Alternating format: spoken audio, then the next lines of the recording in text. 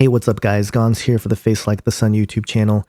You've probably heard about this by now. Edgar Madison Welch claimed to be self-investigating the fake Pizzagate conspiracy that has targeted the restaurant. This is published by the Washingtonian.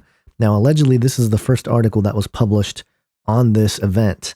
And it says here, DC police arrested a man who allegedly walked through the Comet Ping Pong restaurant in Chevy Chase with a gun on Sunday afternoon.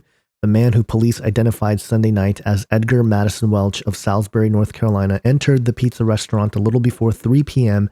and proceeded to walk towards the back room where some patrons were playing table tennis. Other businesses in the neighborhood, including Politics and Pros, were locked down as police swarmed the block. And, it goes into some of the reasons why Pizzagate is nonsense, right? Now, as this was breaking, somebody sent me a vote.co page that outlined how this Washingtonian article was published before the event actually happened.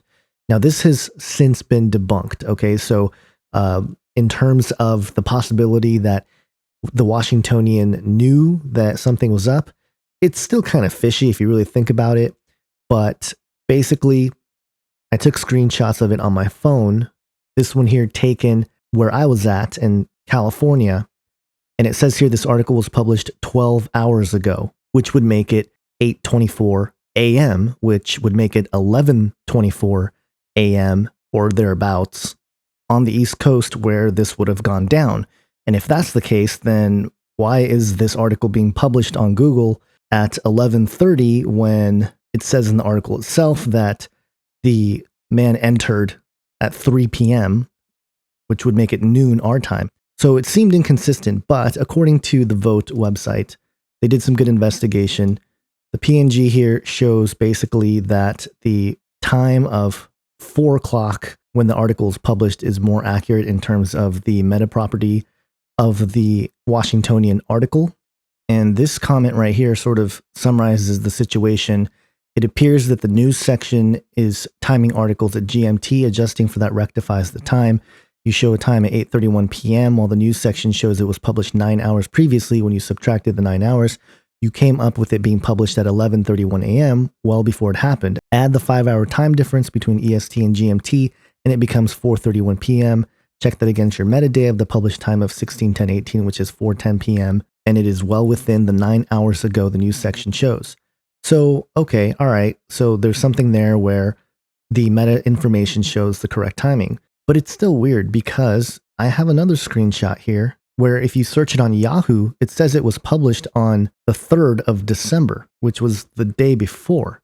We saw this kind of thing, I think, with Sandy Hook, and perhaps it's just a problem with the search engines and, the Google algorithms doing something that it's not supposed to do and categorizing things, not properly or whatever, but it is awfully strange. Nevertheless, the guy Edgar Madison Welch, what we know so far is that his father is named Harry Welch Jr., and he is the owner of Forever Young Productions, and it has all this info about him here. And, he just seems like a guy who's been fighting. And this is what's weird here. Watch the trailer for Mermaid Treasure, and for some reason it wasn't loading on my computer as I was trying to watch this. Maybe there's a lot of people trying to check it out. But on his resume, you see here, he's produced films, he's written manuscripts, he's written screenplays, published stuff in magazines. So he has experience in sort of, media. And here's that weird connection to the military-industrial complex.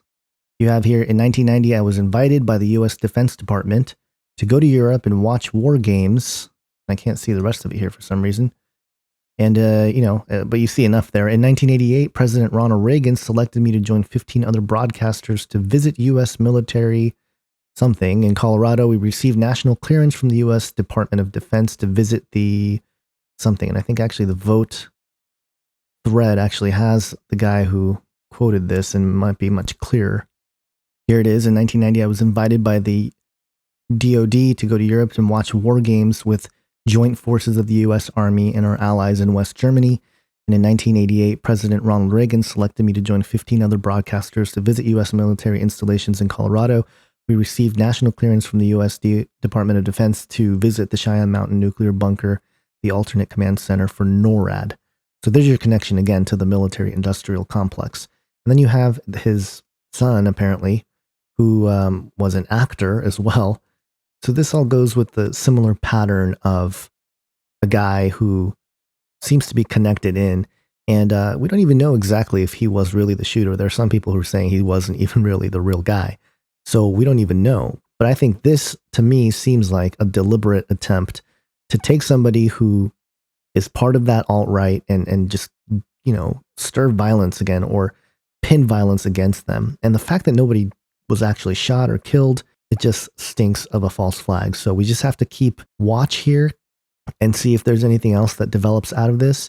But in my opinion, there's enough evidence to suggest that this was somebody who maybe did it for money or maybe something else, to be the scapegoat, to continue to paint this alt-right as crazy and militant, and continue to try to instigate the division in this country, which I have an interesting thought on that I'll share with in another video. Again, hard to say for sure we know what's happening, but it's very, very fishy. Have an awesome day, guys. God bless.